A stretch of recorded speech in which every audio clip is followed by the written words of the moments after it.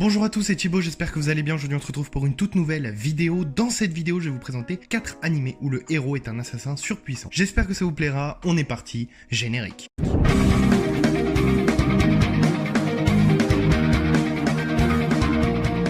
Alors, Itsugi no Chaika, sorti en 2014 avec le studio d'animation Bones, donc l'animation est plutôt cool. C'est disponible sur Crunchyroll, ça rentre dans plusieurs genres, aventure, comédie, fantasy, romance, assassinat, guerre et voyage. On va suivre Toru Akura, qui est un jeune homme qui est un peu dépressif. Dans son pays, il y a eu la guerre et depuis cette guerre, il est de plus en plus en dépression, et ce qui inquiète beaucoup sa sœur Akari.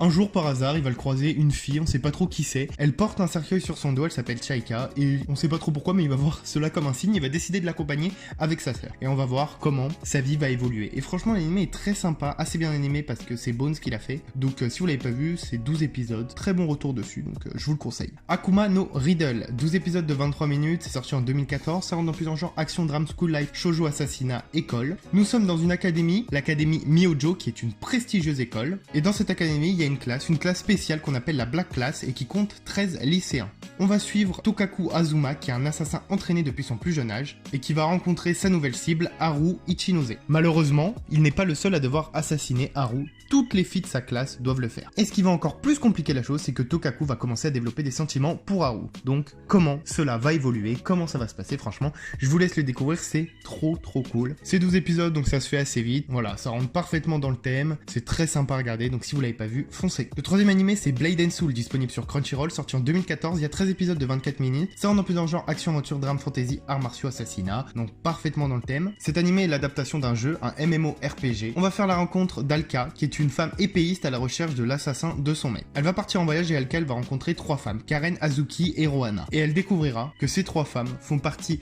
du même clan, le Tsurugi, que la personne qui a assassiné son maître. Et on va voir comment cela va évoluer, franchement c'est trop lourd. Moi j'ai bien aimé, c'est assez mitigé les avis, mais je trouve que c'est un moment assez sympa, voilà, c'est pas des animés à gros budget, je trouve que ça reste quand même très sympa. C'est l'adaptation d'un jeu, donc voilà, ça va pas être exceptionnel.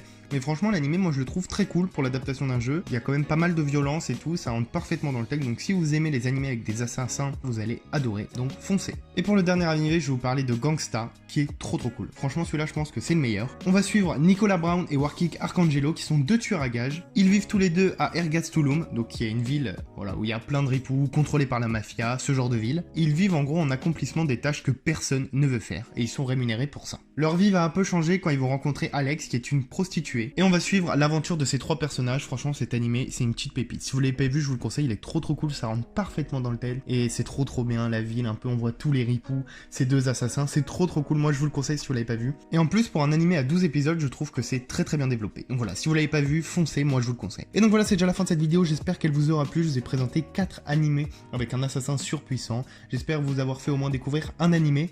Moi je vous dis à bientôt pour une nouvelle vidéo, il y a plein de choses qui arrivent, les présentations continuent. C'était Thibaut, ciao